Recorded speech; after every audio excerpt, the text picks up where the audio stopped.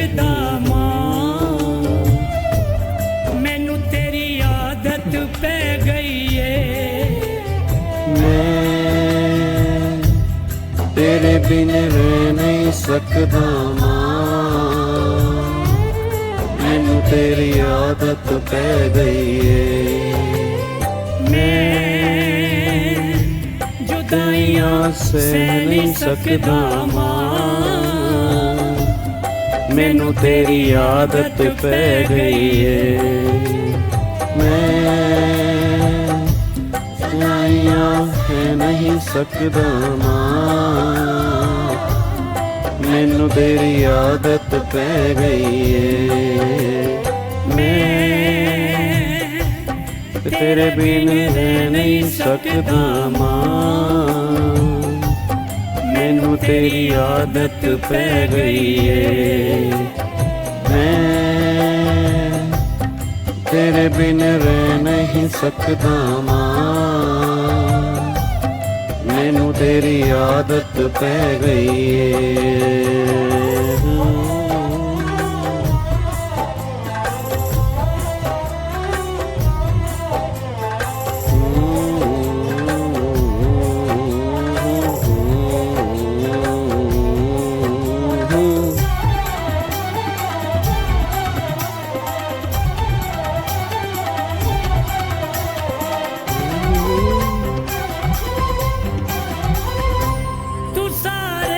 जग दी माए मैनू मेरी मां ने दस्या सी, सारे जग दी माए मैनू मेरी मां ने दस्या सी। बच्चियां लई ठंडी छाए मैनू मेरी मां ने दस्या सी। बच्चियां लई ठंडी छाए मैनू मेरी मां ने दस्या सी।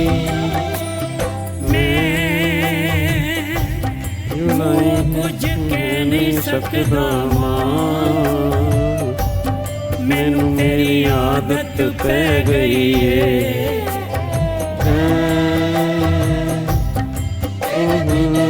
नहीं सकदा मां, मैनू तेरी आदत पै गई है।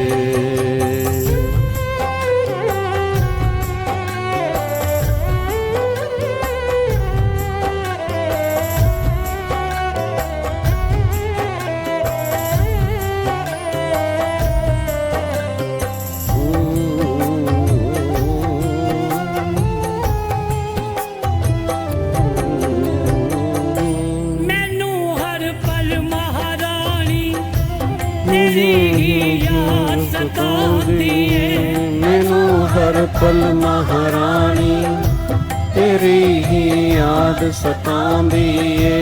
दिने मैनू चैन ना मिलदा है, ना राती नींद ही आंदी है। दिने मैनू चैन ना मिलदा है, ना राती नींदर आंदी है।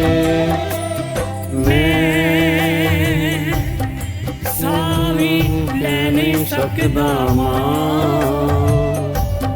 मैनू तेरी आदत पै गई है। मैं तेरे बिन रह नहीं सकदा मां, मैनू तेरी आदत पै गई है।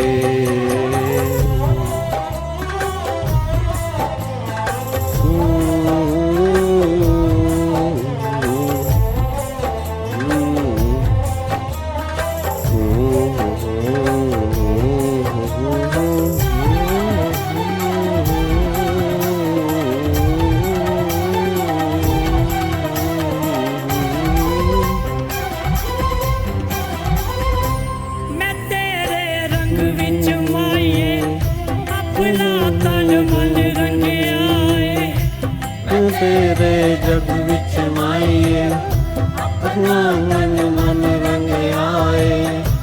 मैं होर ना कुछ भी मंगया, तेरा दीदार ही मंगया है।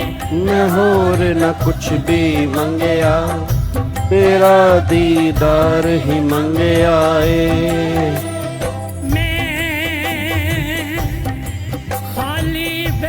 हाँ जी, गुड मॉर्निंग भाई, गुड मॉर्निंग, गुड मॉर्निंग। मैनू तेरी आदत पै गई है।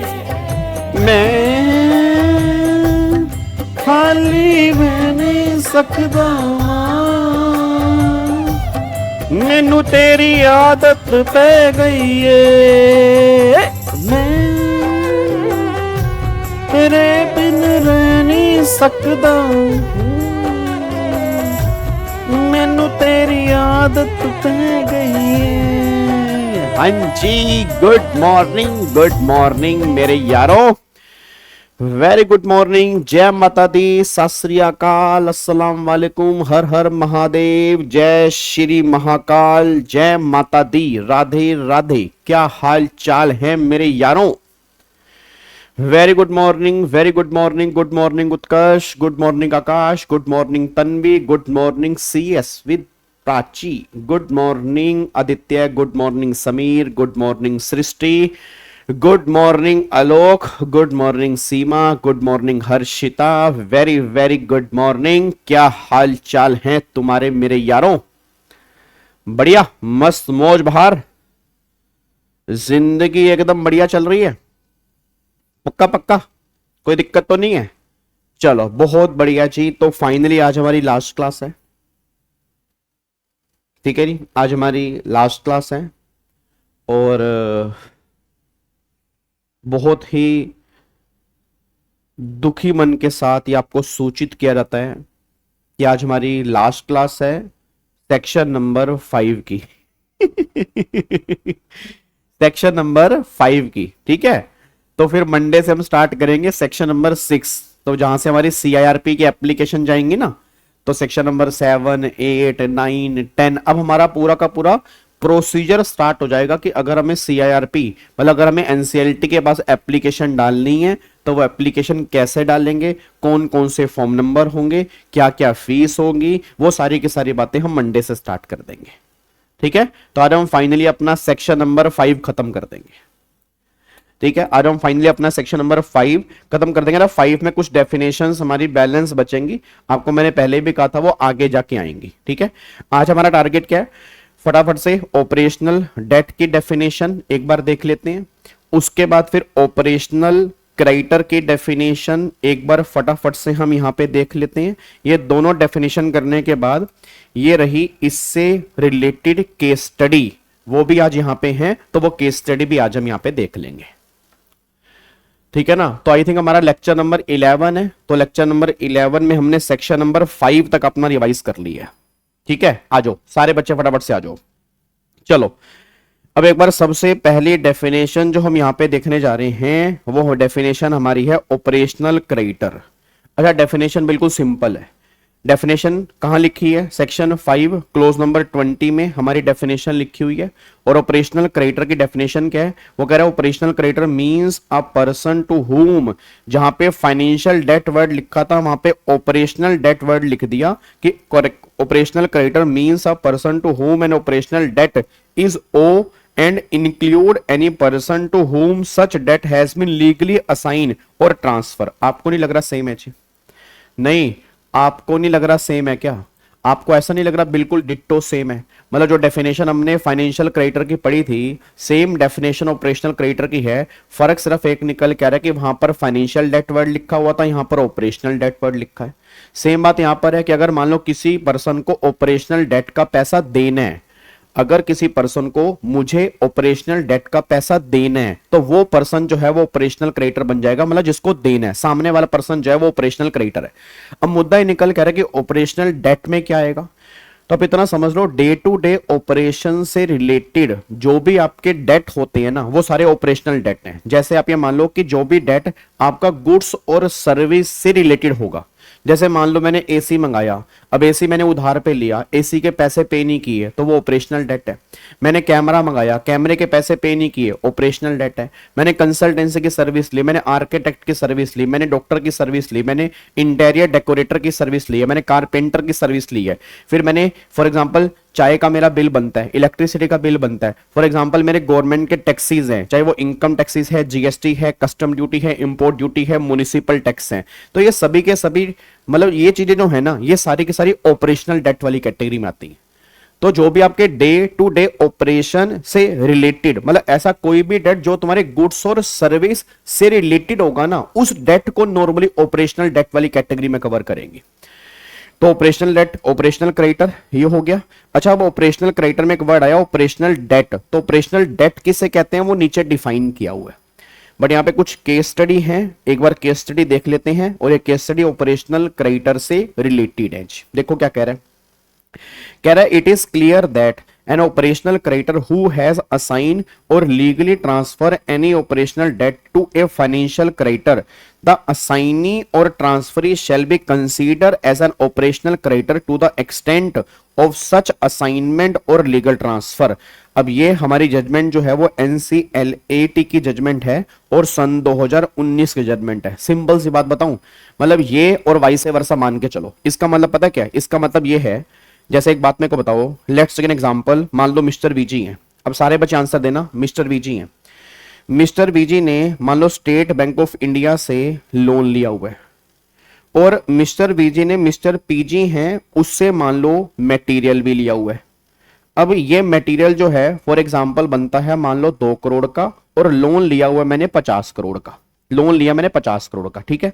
अब ये मेरा कौन हो गया, फाइनेंशियल क्रेडिटर हो गया, ये मेरा कौन हो गया, ऑपरेशनल क्रेडिटर हो गया, ये हो गया। अब गवर्नमेंट ने क्या बोला, हाँ नहीं, अब गवर्नमेंट ने क्या बोला, सारे बच्चे आंसर देना। गवर्नमेंट ने बोला कि अगर ये पर्सन, अगर किसी थर्ड पर्सन को, मान लो फॉर एग्जांपल मिस्टर एक्स को, अगर ये ट्रांसफर कर देगा तो ये पर्सन जो है वो तुम्हारा ऑपरेशनल क्रेडिटर बन जाएगा। ये बात क्लियर है। अब क्वेश्चन क्या निकल के आ रहा है कि मान लो मिस्टर पीजी ने क्या किया, अपना ऑपरेशनल डेट असाइन कर दिया फाइनेंशियल क्रेडिटर को। मैं दोबारा बोलूंगा, मिस्टर पीजी ने क्या किया, अपना ऑपरेशनल डेट असाइन कर दिया किसको, फाइनेंशियल क्रेडिटर को।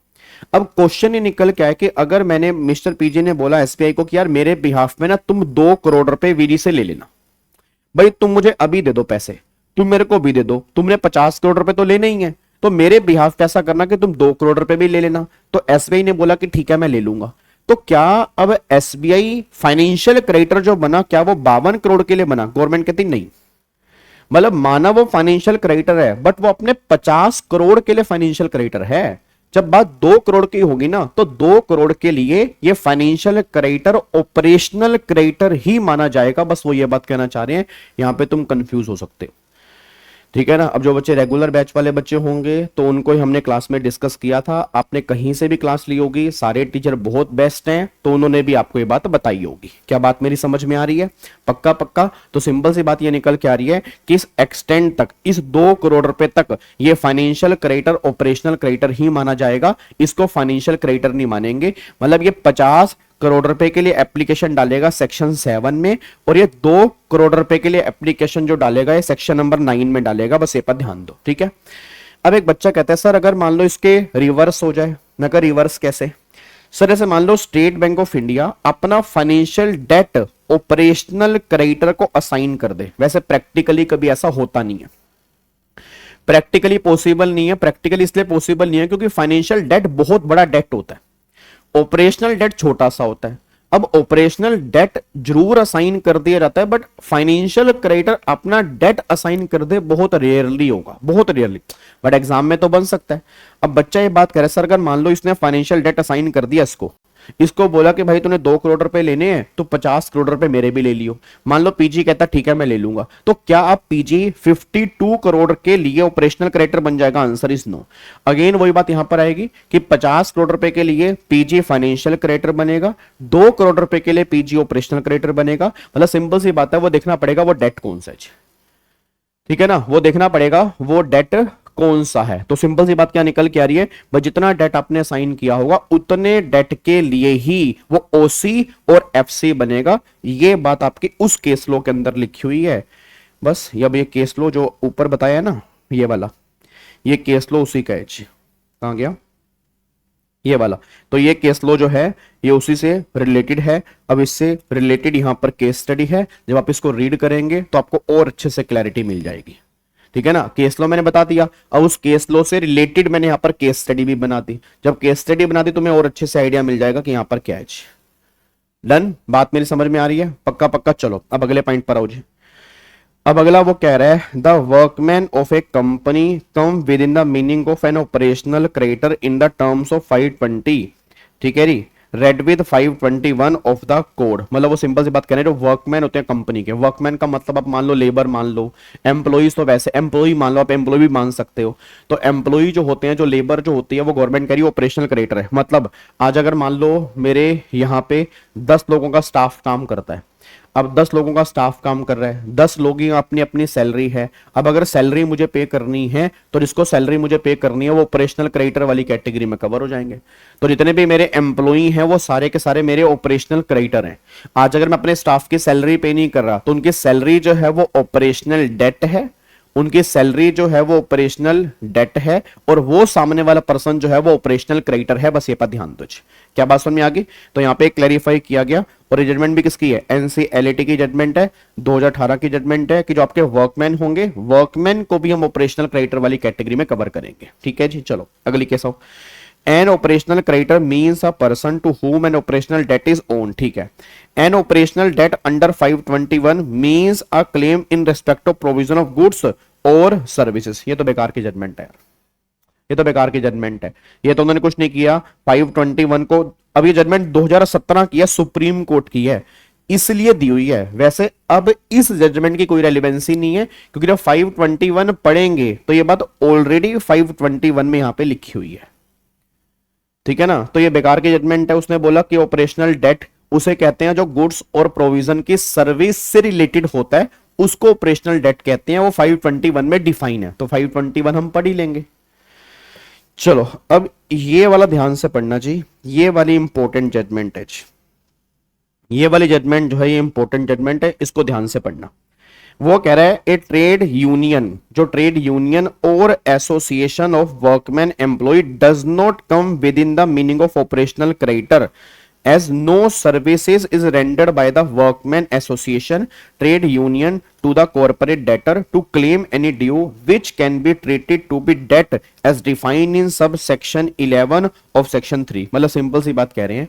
पहली बात तो ये जजमेंट जो है ये एनसीएलटी की जजमेंट है, जेके जूट मिल मजदूर मोर्चा वर्सेस जुग्गी लाल कमलापत जूट मिल, इसकी जजमेंट है। इसमें है क्या? वो ये कह रहा है कि जो वर्कमैन है, जो एम्प्लॉई है, वो ऑपरेशनल क्रेडिटर है। अब वर्कमैन की एसोसिएशन, एम्प्लॉइज की यूनियन, अब यूनियन में तो भाई साहब 100 एम्प्लॉई हैं। गवर्नमेंट ने कहा वर्कमैन ऑपरेशनल क्रेडिटर है। वर्कमैन अपने बिहाफ पे किसी को रिप्रेजेंट कर सकता है, जो काम जो करेगा वो उस एम्प्लॉय के बिहाफ पे ही काम करेगा, तो वो भी हम आगे जाके देखेंगे ऑपरेशनल क्रेडिटर वाली कैटेगरी में डाल दें।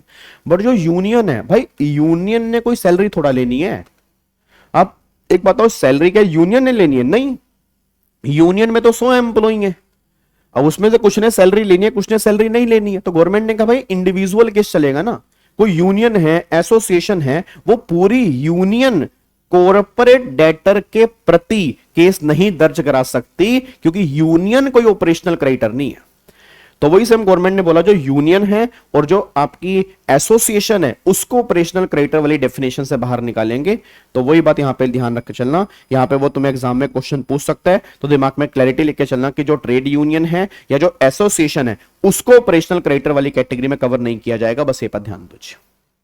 क्या बात मेरी समझ में आ रही है? पक्का पक्का। तो ये केस लो जो है ये हमारे ऑपरेशनल क्रेडिटर से रिलेटेड है। डन। अब दिमाग में क्वेश्चन आता है, सर ऑपरेशनल डेट क्या होता है जी? आओ ऑपरेशनल डेट की बात करते हैं।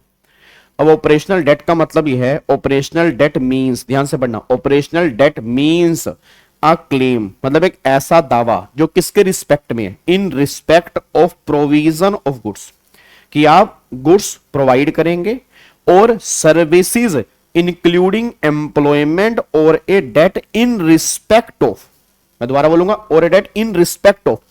अब इन रिस्पेक्ट ऑफ एक बहुत वाइड टर्म है, of the payment of dues arising under any law for the time being in force and payable to the central government, any state government और any local authority, ये सब operational date वाली category में आएगा। मतलब government ये बात कहना चाह रही है कि ऑपरेशनल डेट का मतलब ये होता है कि एक ऐसा क्लेम जो किसके रिस्पेक्ट में है, गुड्स और सर्विस के प्रोविजन के रिस्पेक्ट में है।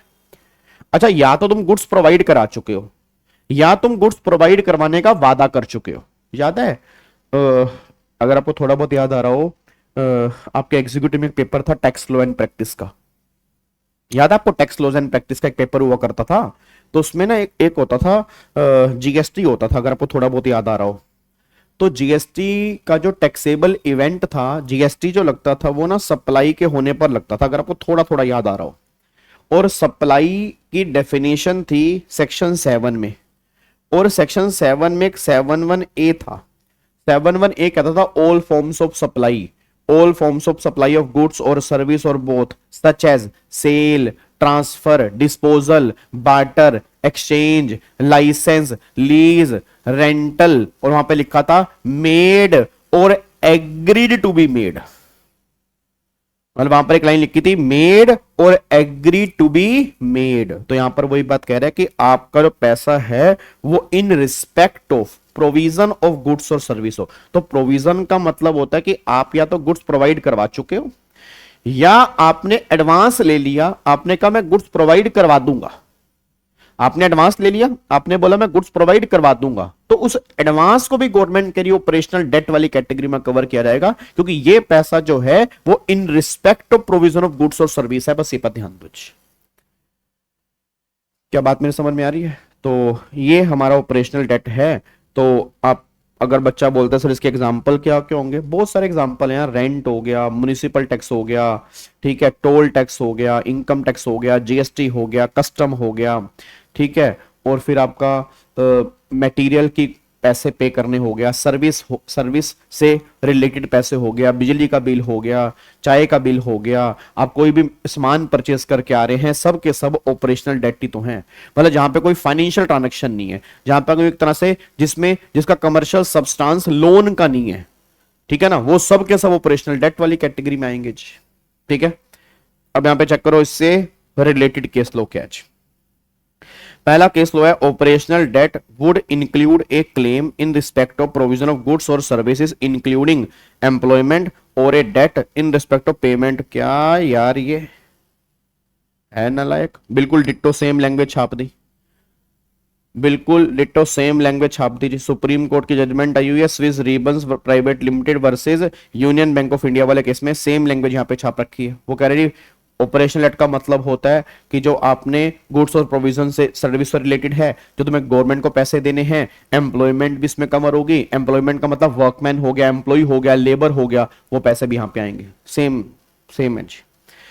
अब यहां पे ध्यान देना, वो कह रहा है the property seize by Calcutta municipal corporation, property seize by Calcutta municipal corporation towards recovery of municipal tax due from corporate debtor can be subject matter of CRP under the code as the claim KMC had attained finally and fastened a liability upon corporate debtor, thus constituting an operational debt under section 521 of the code। मतलब वो simple सी बात कह रहे हैं कि municipal tax जो है भाई, आपने आपकी प्रॉपर्टी सीज कर ली कोलकाता म्युनिसिपल कॉर्पोरेशन ने, क्योंकि आपसे म्युनिसिपल टैक्स आपने पे नहीं किए थे, ठीक है, तो क्या इसके अगेंस्ट सीआरपी स्टार्ट हो सकती है? हो सकती है, बिल्कुल हो सकती है। अभी तो मैंने बोला कि जो पैसा तुम्हें गवर्नमेंट को पे करना है, चाहे म्युनिसिपल गवर्नमेंट को देना हो, चाहे म्युनिसिपैलिटी है, चाहे वो स्टेट गवर्नमेंट है, चाहे वो सेंट्रल गवर्नमेंट है, तो वो ऑपरेशनल डेट वाली कैटेगरी में कवर होगा। तो ये पैसा सीआरपी के अंदर भी रिकवर किया जा सकता है, इसके अगेंस्ट सीआरपी इनिशिएट हो सकती है, कोई दिक्कत वाली बात नहीं है जी। तो ये जजमेंट यहां पे कहना चाह रही है। अब आगे देखो अगला क्या जी, कह रहे जी चिप्सन एविएशन प्राइवेट लिमिटेड क्या कह रहा है, क्या ये कह रहा है जी भाई, कह रहा है on an assurance from corporate debtor a sum of 60 lakh was advance for aviation related service. 60 lakh advance आ गया फॉर एविएशन रिलेटेड सर्विस, अभी सर्विस दी नहीं है, एडवांस आ गया उसका। The advance payment was reflected in the balance sheet, advance payment balance sheet में रिफ्लेक्ट कर रही है। However, there was no contract between the parties for providing aviation service, but कोई एग्रीमेंट नहीं है इन दोनों के बीच में सर्विस प्रोवाइड करने का। The issue is for consideration was whether such advance paid with fall within the definition of operational debt under the code the adjudicating authority rejected the application holding that advance payment made by operational creditor to corporate debtor does not fall within the operational debt. obvious सी बात है. फिर NCLAT को appeal करी. NCLT ने तो मना कर दिया, NCLAT के पास अपील करी. Observe that expression in respect of 521 of the code has to be interpreted in a broad and purposive manner, held that advance payment of 60 lakh was clearly an operational debt. Simple सी बात है. NCLT ने पहले तो मना कर दिया. NCLT ने बोला ना भाई कोई एग्रीमेंट तो है नहीं इनका कि इनको सर्विस देनी है, माना एडवांस आ गया, माना वो सर्विस से रिलेटेड है, बट कोई एग्रीमेंट तो नहीं है ना.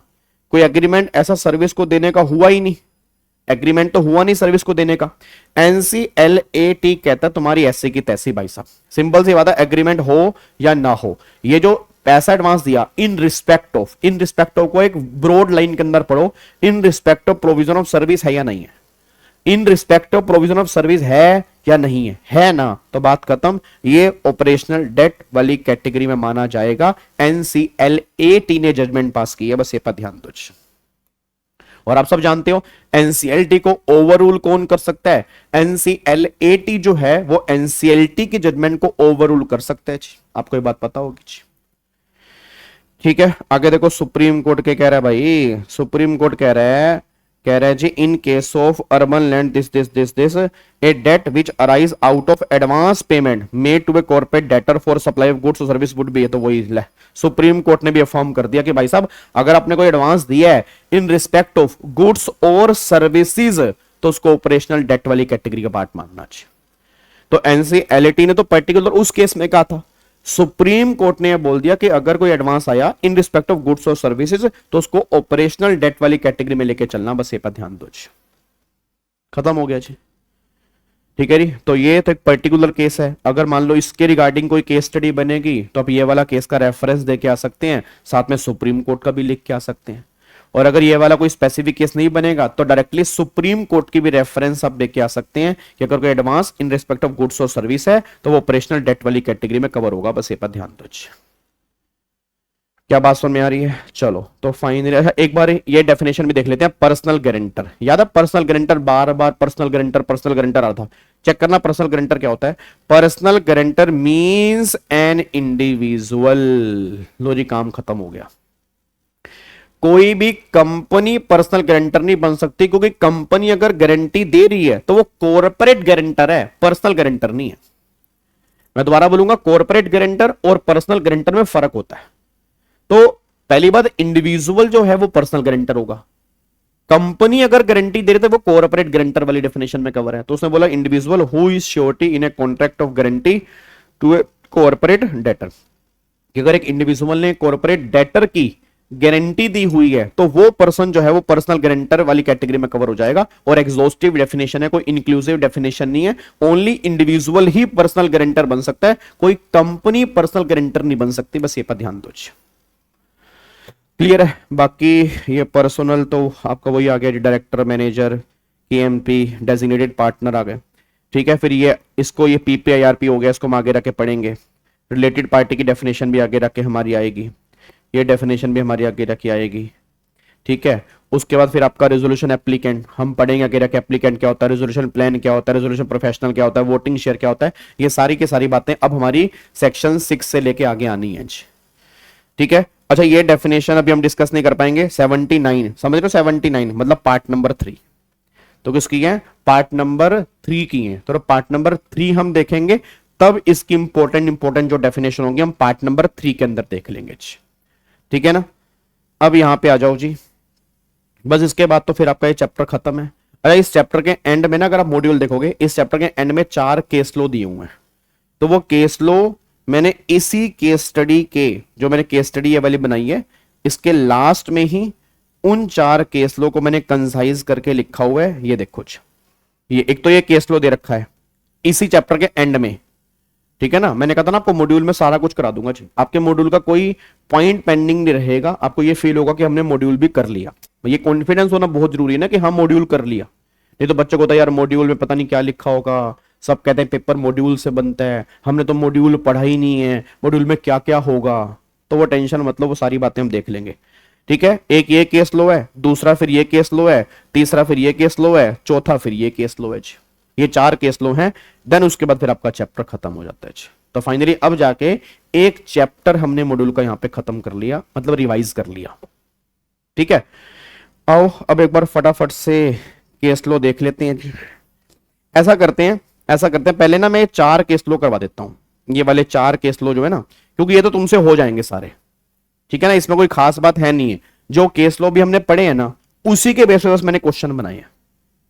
ठीक है, तो एक बार पहले वो 4 केस लो कर लेते हैं जो मॉड्यूल के बाद में दिए हुए हैं। आ जाओ जी, तो देखते हैं जी 4 केस लो क्या कह रहे हैं।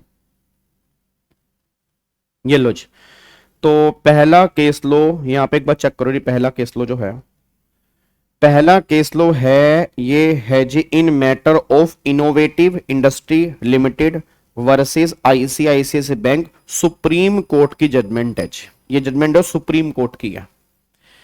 अब इस जजमेंट में पता क्या हुआ था, इस जजमेंट के अंदर ये हुआ था, क्या हुआ था देखो, बैकग्राउंड समझो पहले। इनोवेटिव इंडस्ट्री डिफॉल्ट कर दिया था लोन का, इनोवेटिव इंडस्ट्री ने लोन का डिफॉल्ट कर दिया था। ICICI bank took the company NCLT, NCLT के बस लेके चला गया, अच्छी बात है। इनोवेटिव आर्ग्यू करती है under the Maharashtra relief undertaking act, ठीक है, that is MRUA, the state government could give protection to company in distress and hence they should be shield. मतलब वो कह रहे कि आप मुझे एनसीएलटी के पास लेके नहीं जा सकते क्योंकि हमारी स्टेट गवर्नमेंट ने हमें प्रोटेक्शन दी हुई है इस एक्ट के अंदर। और इवन इस एक्ट में लिखा हुआ था, इस एक्ट में लिखा हुआ था कि जब ये एक्ट हम लगा देंगे तो फिर कोई दूसरा पॉइंट एप्लीकेबल नहीं होगा। तो ये वो कहने लगा कि ये एक्ट मेरी शील्ड है, ठीक है ना, ये एक्ट क्या है, ये एक्ट मेरी शील्ड है, मतलब इससे मैं बचा हुआ हूं, तुम मुझे एनसीएलटी के पास लेके नहीं जा सकते। याद है आईबीसी का सेक्शन 238 जो ओवर राइडिंग इफेक्ट देता है जी। सेक्शन 238 जो है वो ओवर राइडिंग इफेक्ट देता है। ओवर राइडिंग मतलब वो कहता है अगर आईबीसी लग रहा है, दूसरा एक्ट भी लग रहा है, तो आईबीसी प्रीवेल करेगा। और इस पॉइंट पे बहुत बार एग्जाम में क्वेश्चन बन चुका है। देखो यहां पे क्या लिखा हुआ है जी, वो कह रहा है can a state law override IBC and stop insolvency proceeding. तो सुप्रीम कोर्ट ने कहा, सुप्रीम कोर्ट कह रहा है आईबीसी हैज नॉन ऑब्स्टेंस क्लोज, मतलब आईबीसी में नॉन ऑब्स्टेंस मतलब नॉट विद स्टैंडिंग वाला क्लोज है, सेक्शन 238 है।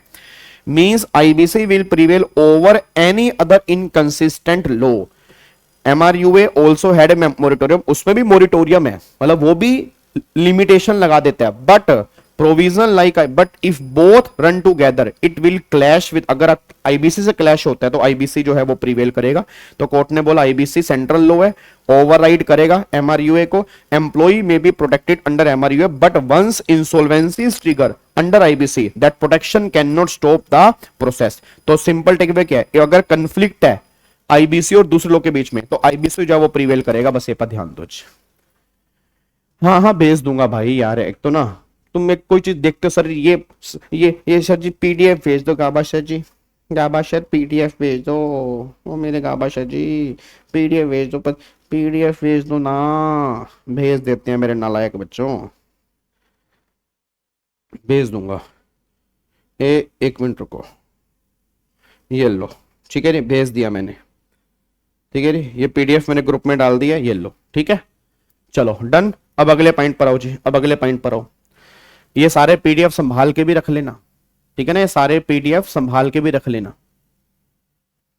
अगले पॉइंट पर आओ जी। अब अगला देखो, अगला क्या, अगला देखो, अगला कह रही है, वो कह रहे हैं enactment of IBC has mark A quantum change in corporate governance and rule of the power. ये था अरुण कुमार, ठीक है जी, अरुण कुमार वर्सेस जिंदल स्टील, ये भी सुप्रीम कोर्ट की जजमेंट है। एक्चुअल में इस जजमेंट में कुछ नहीं था, इस जजमेंट में ना कुछ भी नहीं था। इस जजमेंट में बस सुप्रीम कोर्ट ने यह बताया कि आईबीसी को ना एरा गैरा नथु खैरा मत समझो। आईबीसी एक बहुत सुप्रीम लॉ है, आईबीसी एक बहुत सुप्रीम लॉ है। आईबीसी कॉर्पोरेट गवर्नेंस को बहुत बढ़िया करता है। आईबीसी एक टाइम बाउंड मैनर में इंसॉल्वेंसी रिजॉल्व करता है। आईबीसी सारी की सारी लिमिटेशन खत्म करने की कोशिश करता है। तो एक तरह से सुप्रीम कोर्ट ने इसका मोटिव समझाया कि जो ये आईबीसी है उसका मोटिव क्या है इस जजमेंट के अंदर। तो कोई खास नहीं है। आओ देखो क्या कहते हैं, कह रहे हैं what supreme court said, good corporate governance, इससे गुड कॉर्पोरेट गवर्नेंस होती है। ऑब्वियस सी बात है, जब इंसॉल्वेंसी सही तरीके से सोल्व होगी तो कॉर्पोरेट गवर्नेंस तो अपने आप अच्छी होगी।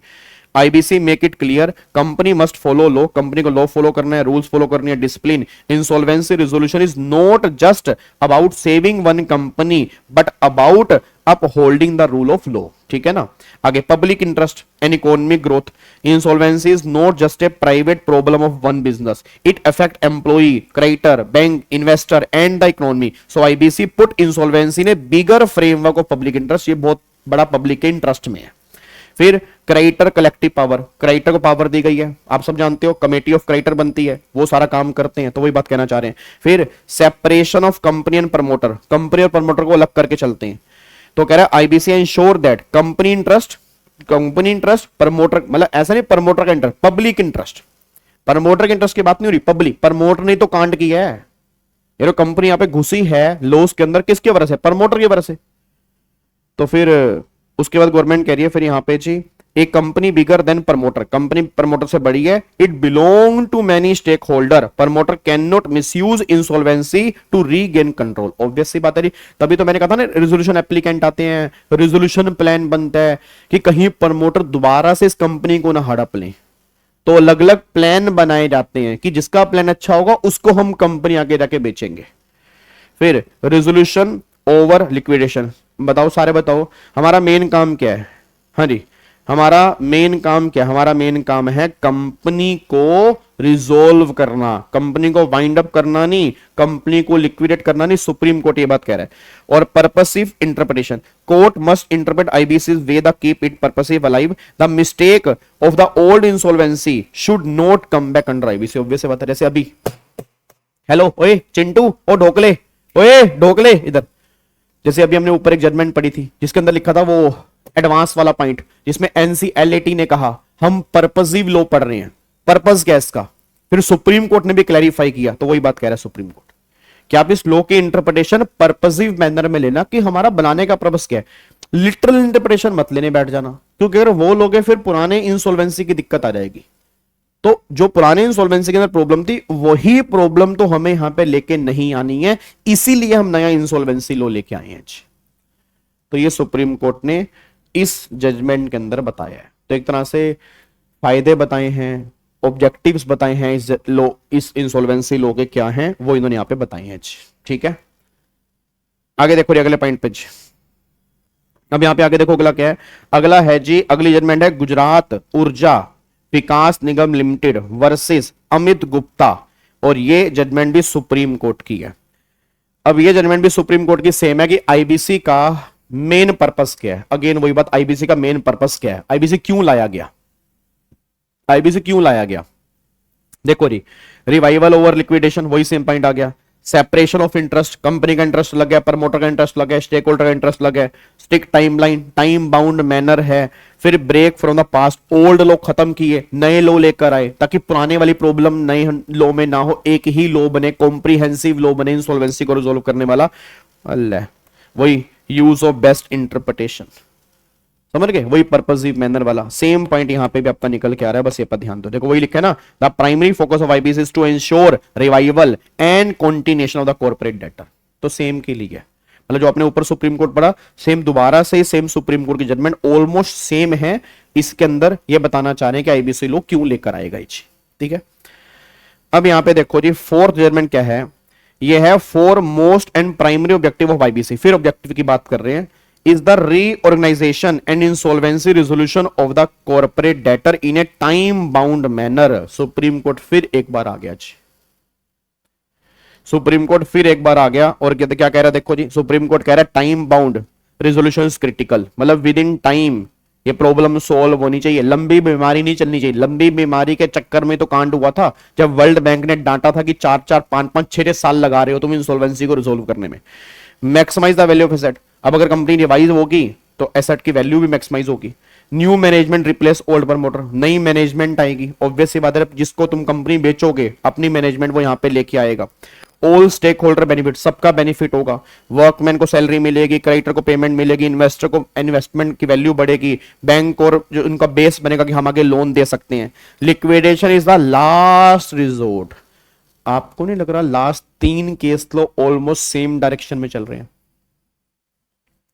अगर आप चेक करोगे लास्ट 3 केस लो जो हैं ऑलमोस्ट वो सेम डायरेक्शन में चल रहे हैं और ऑलमोस्ट तीनों के अंदर सुप्रीम कोर्ट आईबीसी के बारे में बताना चाह रहा है कि आईबीसी का मेन एसेंस क्या है, आईबीसी को लाने का रीजन क्या है, उसका ऑब्जेक्टिव क्या है, उसका पर्पस क्या है। लास्ट के 3 केस लो के अंदर अगर आप ऑब्जर्व करोगे तीनों केस लो के अंदर ऑलमोस्ट सेम बात बोली गई है जी। ठीक है जी, तो ये आपकी वो 4 जजमेंट थी जो इन्होंने यहां पे दे रखी है जी। ये आपकी 4 जजमेंट थी जो इन्होंने यहां पे दे रखी है। ठीक है, अब यहां पे आ जाओ। अब जो केस स्टडी बेस्ड क्वेश्चन है वैसे आप मुझे आंसर दोगे, मैं नहीं आपको आंसर दूंगा ना, क्योंकि फिर मैं आंसर दूंगा तो फिर फायदा नहीं होगा कुछ, तो आप ही मुझे आंसर दो। वैसे तो इसके आप मुझे एक बार पढ़ लो फटाफट से जी।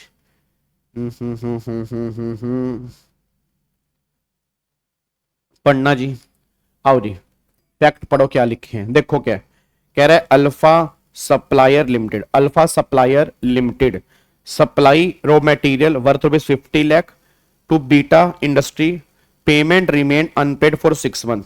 Alpha limited legally assign the receivable to miss gamma, उसने असाइन कर दिया।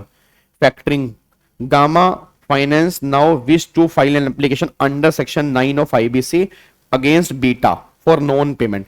क्वेश्चन ये राइज हुआ, can gamma finance limited being only an assignee of the debt and note the original supplier of goods qualify as operational creditor. वो original बंदा नहीं जिसने दिया था, वो असाइनी है, तो क्या उसको ऑपरेशनल क्रेडिटर मानेंगे? तो ऑब्वियस सी बात है मानेंगे जी। ऑपरेशनल क्रेडिटर की डेफिनेशन में साफ साफ लिखा है जी।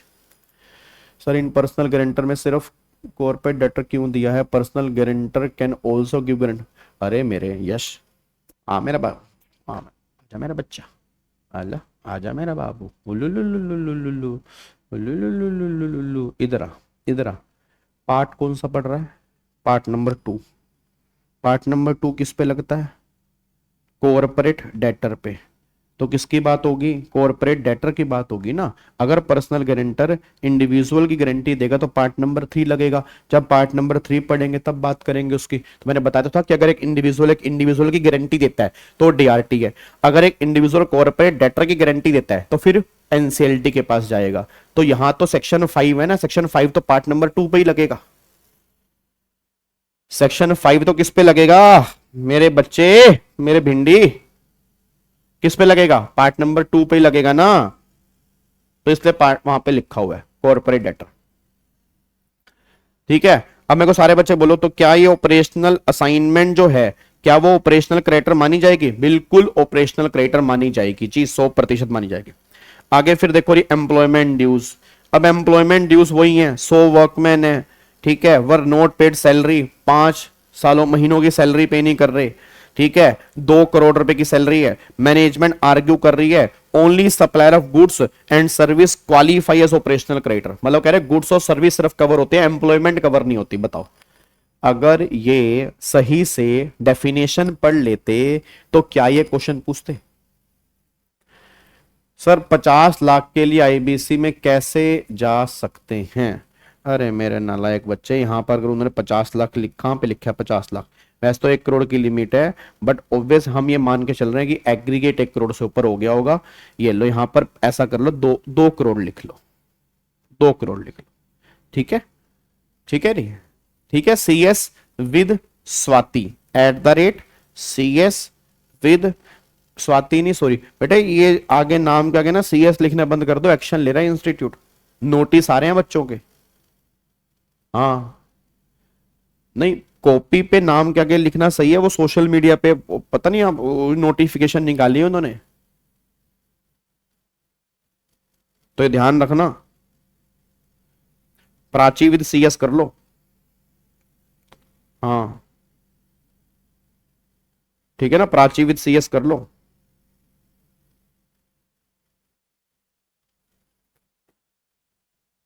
हाँ चलो आओ। तो ये एम्प्लॉयमेंट जो है, अब वो एम्प्लॉय कवर होगा जी, बिल्कुल जी। अब एम्प्लॉय भी यहां पे कवर हो जाएंगे। अब जो हमने डेफिनेशन देखी है उस डेफिनेशन में क्या लिखा है? Include employment. तो एम्प्लॉयमेंट भी इंक्लूड होती है, तो अगर एम्प्लॉयमेंट भी इंक्लूड है तो वो ऑपरेशनल क्रेडिटर वाली कैटेगरी में एम्प्लॉयज भी कवर हो जाएंगे। बस ये पर ध्यान दो।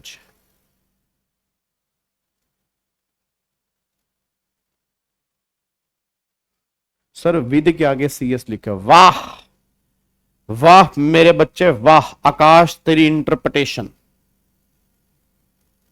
पर्पसिव इंटरप्रिटेशन या लिटरल इंटरप्रिटेशन। बच्चा कह रहा है प्राची के आगे सी एस नहीं लिखा बाबा सर, विद के आगे सी एस लिखा है। अरे कई बार लोग ऐसे ही तो नाम लिखते हैं, कुमार विश्वास, विश्वास कुमार को कुमार विश्वास, ठीक है। गुप्ता अनिल, कई लोग ऐसे लिखते हैं गुप्ता अनिल, वो सरनेम आगे कर देते हैं। तो क्या पता प्राची ने सरनेम तो विद होगा नहीं वैसे, बट फिर भी क्यों हमें रिस्क लेना,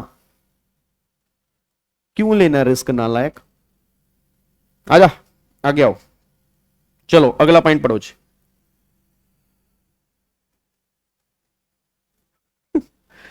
अगला पॉइंट पढ़ो जी, सुनो ध्यान से। अगला पॉइंट ये है टेक्सटाइल ट्रेडर लिमिटेड जी। हाँ जी, Textile Trader Limited supply raw material worth 80 crore to fashion Export Limited corporate debtor. The unpaid invoice of 20 crore were legally assigned by textile trader to national bank, that is financial, ये financial creditor। तो financial creditor को, हाँ जी, financial creditor को operational debt assign कर दिया। National bank already has term loan exposure of 100 crore to fashion export making it financial creditor as per 5(7). Now national bank seek a file petition under section 9 of IBC for recovery of 20 crore. ठीक है जी। तो corporate debtor कह रहा है national bank is a financial creditor, it can not act an operational creditor just because some operational debt was assign. तो क्या है, सही कह रहा है गलत कह रहा है? गलत कह रहा है जी।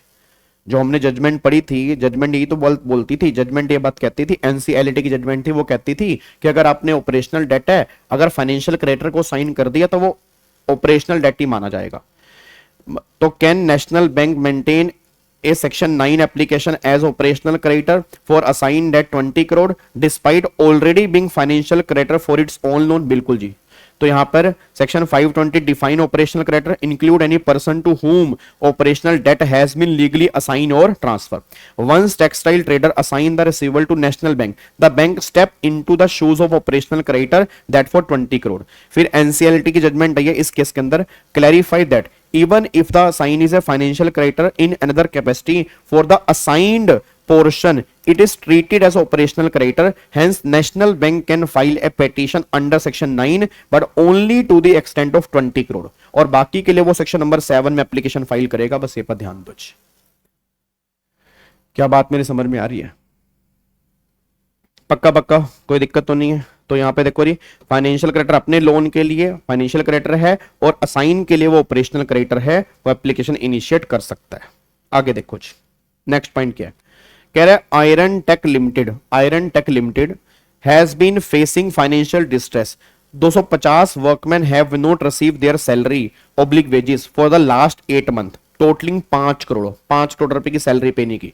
Eight the same time Raw Metal Private Limited, a supplier of raw material, also has unpaid invoice 10 crore. भाई साहब उसके 10 करोड़ के इनवॉइस हैं। A group of workmen file an application under section 9 of IBC claiming they are operational creditor due to unpaid wages। यहां पे workman association और trade union की बात नहीं कर रहा वो। Corporate debtor argue workman are employ, workman employ होते हैं, वो सप्लायर नहीं होते गुड्स और सर्विस के, therefore they can not by operational creditor, और only Raw Metal Private Limited qualify as operational creditor. तो वो सिर्फ कह रहा है ये ऑपरेशनल क्रेडिटर है, वर्कमैन तो नहीं है। तो क्वेश्चन बताओ, do workman employ qualify as operational creditor under 520? Read with 521? Answer is yes. Can workman initiate CRP against in iron tech limited under section 9? Answer is yes. तो बताओ जी, यहां पे जी राइट टू इनिशिएट है बिल्कुल जी। तो ये तो हमने पढ़ा भी था कि जो वो कंबाइन होके वहां पे एप्लीकेशन डाल सकते हैं, ट्रेड यूनियन नहीं डाल सकती, वर्कमैन की एसोसिएशन ऑपरेशनल क्रेडिटर नहीं है, बट ये तो ऑपरेशनल क्रेडिटर वाली कैटेगरी में कवर होंगे ही होंगे। बोलो मेरे बच्चों, बोलते क्यों नहीं हो? बोल दो ना।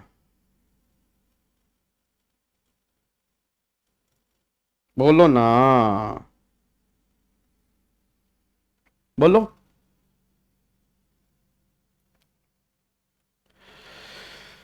हो अगला क्वेश्चन पढ़ो जी। अगला क्वेश्चन पढ़ो। कह रहे metal supplier limited, metal supplier limited supply steel worth rupees 5 crore to build tech limited corporator despite repeated reminder bill tech fail to pay metal supplier file an application under section 9 of IBC of an operational creditor. The corporate debtor argue that non-payment of goods cannot make metal supplier an operational creditor since IBC is meant mainly for financial creditor like bank. क्या पागलों वाली बात कर रहा है यार, मैं नहीं खेल रहा यार, चाह रहा हूं मैं। Okay bye bye tata, thank you so much, जय हिंद। पागल पागल तो छोटी बच्ची है क्या तू? Does supplier of goods qualify operational creditor under 520 read with 521 can metal supplier maintain section number 9 application? Yes, answer is yes. सिर्फ फाइनेंशियल क्रेडिटर के लिए थोड़ा लो बना हुआ है, ऑपरेशनल क्रेडिटर के लिए भी लो बना हुआ है यार। मैं नहीं खेल रहा यार, बार बार एक ही बात पूछ रहा है। हाँ, metal supplier can initiate CRP as an operational creditor, बिल्कुल कर सकता है। आगे देखो क्या कह रहा है वो। कह रहा है Tech Serve Private Limited provide IT support and maintenance service worth rupees 3 crore to Alpha Motor Limited, no payment was made. फिर Tech Serve file a petition under section 9 of operational creditor. The corporate debtor argue that only physical goods are cover as operational debt under IBC, not intangible service. आलू खाओगे? बोलो मेरे बच्चे, क्या ये कह रहा सर्विस के लिए है ही नहीं है यार? क्या बोल रहा है यार ये, सर्विस के लिए क्या बोल रहा है, क्या बोल रहा है यार तू? भाई साहब प्राची ने हटा दिया यार, प्राची ने सीएस हटा दिया भाई मेरे, सीएस विद प्राची ने, अब सिर्फ प्राची रह गई, विद और सीएस गायब, और फोटो भी चेंज कर दी प्राची ने भाई मेरे। इमीडिएट एक्शन लिया गया, इमीडिएट एक्शन बाय प्राची। हाँ जी, तो भैया सिंपल सी बात है, सर्विस के ऊपर भी ये लो एप्लीकेबल होता है, और ये सर्विस के ऊपर एप्लीकेबल है तो ये ऑपरेशनल क्रेडिटर है, सेक्शन 9 में एप्लीकेशन डाल सकते हैं। बात खत्म खत्म।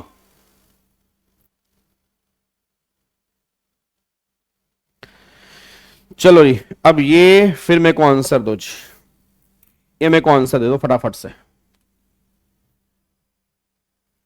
ये मेरे को आंसर दो फटाफट से। हाँ जी, देखो वो क्या कह रहा है। कह रहा है 500 worker of sunshine textile have unpaid wages of 8 crore. Instead of filing individual claim the sunshine textile worker union, union file an application under section 9 of IBC claiming status of an operational creditor for the unpaid wages. The corporate debtor object argue that trade union itself does not provide goods or service to the company. बिल्कुल सही कह रहा है, बिल्कुल corporate debtor के मैं बिल्कुल कंधे से कंधे मिला के खड़ा हूं, मैं कंधे से कंधा मिला के खड़ा हूं corporate debtor के साथ। तुम बताओ, तुम भी खड़े हो ना? बस फिर वही तो है। कैन ट्रेड यूनियन और association qualify as operational creditor? Answer is no. If not, what is the correct legal route? तो भैया करेक्ट लीगल रूट ये है कि वर्कमैन कर सकते हैं, यार इसको वो ऑथराइज करेंगे वो कर सकते हैं, बट कंट्रोल जो रहेगा वो वर्कमैन का रहेगा, ये बात ध्यान दो। तो देखो यहां पे एनसीएलटी ने जूट मिल में बोला कि भैया ट्रेड यूनियन एप्लीकेशन फाइल नहीं कर सकती। करेक्ट लीगल रूट क्या है? इंडिविजुअल वर्कमैन कर सकते हैं। ऑल्टरनेटिवली एक ग्रुप ऑफ एम्प्लॉई या ग्रुप ऑफ वर्कमैन जरूर पिटीशन फाइल कर सकते हैं रिप्रेजेंटेटिव के बेस पे, बट यहां पे ध्यान रखना अंडरलाइंग राइट जो रहेंगे वो इंडिविजुअल एम्प्लॉय के पास रहेंगे, बस ये पर ध्यान दो। बोलो मेरे बच्चे, बोलो बोलो। डन। अब ये हमारा ऑलमोस्ट लास्ट, अच्छा ये केस लो मैं करा रहा हूं, इसके बाद ये, अच्छा ये तो सेम ही हो गया यार, 12 5 4 ऑलमोस्ट सेम ही है। ये वाला केस लो एक बार आप देख लेना, ठीक है? ये वाला भी आप, ये तो वही है, ये वाला तो वही आ गया जो म्युनिसिपल टैक्स वाला, जो हमने केस लो पढ़ा था म्युनिसिपल टैक्स वाला। ये एडवांस पेमेंट वाला आ गया अगर आपने एडवांस ली है, ठीक है? बस तो आ जाओ आ जाओ आ जाओ आ जाओ, शाबाश शाबाश शाबाश शाबाश शाबाश शाबाश शाबाश। देखो जी, अब यहाँ पे क्या है? कह रहा Steel Build Limited has the following unpaid obligation, 15 crore रुपए payable to Iron Trader for supply of material. क्या ऑपरेशनल डेट है? 8 करोड़ रुपए अनपेड सैलरी 300 एम्प्लॉय की, क्या ऑपरेशनल डेट है 5 करोड़ रुपए unpaid GST liability to central government, क्या ऑपरेशनल डेट है 3 करोड़ रुपए unpaid property tax to local municipal authority, क्या ऑपरेशनल डेट है the company default all this due different creditor wants to initiate proceeding. Question which of above claim qualify as operational debt, सारे के सारे who among this creditor qualify, सारे के सारे operational creditor बनेंगे। Can the government authority file claim operational creditor, answer is yes. ये तो definition में लिखा हुआ है, डेफिनेशन में लिखा है कि जो गवर्नमेंट है वो भी ऑपरेशनल क्रेडिटर वाली कैटेगरी में कवर होगी। देखो जी, यस यस यस यस। और फिर कौन ऑपरेशनल क्रेडिटर है, तो यहाँ पे सप्लायर, एम्प्लॉयमेंट, ये अपना गवर्नमेंट हो गई और ये म्युनिसिपल अथॉरिटी होगी। क्या गवर्नमेंट अथॉरिटी ऑपरेशनल क्रेडिटर बनती है? यस बनती है। ठीक है, तो ये सुप्रीम कोर्ट की जजमेंट है इस केस के अंदर कि जहां पे म्युनिसिपल टैक्स जो आपको पे करने थे उसको भी ऑपरेशनल डेट वाली कैटेगरी में कवर किया जाएगा। बस ये पर ध्यान दो। क्या बात मेरी समझ में आ रही है? ठीक है, तो सारे के सारे कैटेगरी यहां पे सब कवर हो जाएगी। तो आई एम सेटिस्फाइड नाउ। मुझे नहीं पता आपको कैसा लगा, बट मेरे को लग रहा है कि हमने सेक्शन 5 तक अच्छे से रिवाइज कर लिया, उसके केस लो भी हमने अच्छे तरीके से पढ़ लिए। आई होप आपको चीजें समझ में आई होंगी।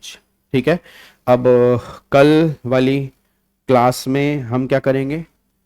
हाँ जी, कल वाली क्लास में हम क्या करेंगे? कल वाली क्लास में हम करेंगे हम कल वाली क्लास में क्या करेंगे? कल वाली क्लास में हम करेंगे, मतलब कल नहीं, कल संडे को क्लास नहीं होगी, एडवांस वाला करा दो। मैं एडवांस वाला भी तो किया यार, नालायक है वैसे मेरे को लग रहा है। आकाश नालायक लग रहा है मेरे को। आओ जी, एडवांस वाला देख लो, ये लो। Sky Line Travel Private Limited advance 75 lakh to Air Jet Aviation Limited, ठीक है, for aviation related service base on the letter assurance कि मैं सर्विस दूंगा। The amount was duly reflected in Air Jet balance sheet as an advance. No formal contract was executed between the party and no service was deliver. Same नहीं लग रहा तुम्हें? हैं? Same नहीं लग रहा? When Airjet failed to refund to perform service, Skyline Travel filed an application under Section 9 claiming the advance and operational debt. ठीक है, कॉर्पोरेट डेटर डिफेंस में कहता है since there is no contract and no actual supply of goods service, the claim does not fall within the operational debt.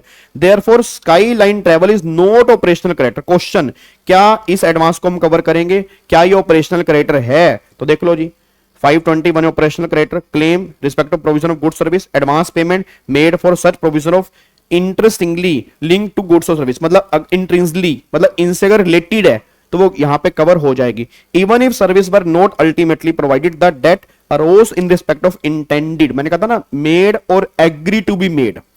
तो interpretation in respect of वही NCLT की judgment, in respect of को हम border line के अंदर पढ़ेंगे, पर्पजी वे के अंदर पढ़ेंगे, तो इसको हम यहां पे कवर करेंगे। चाहे अपने एक्चुअल में सर्विस नहीं दी है तो 75 lakh clearly link to aviation service, it qualifies operational debt, तो एप्लीकेशन 9 में डाल सकता है।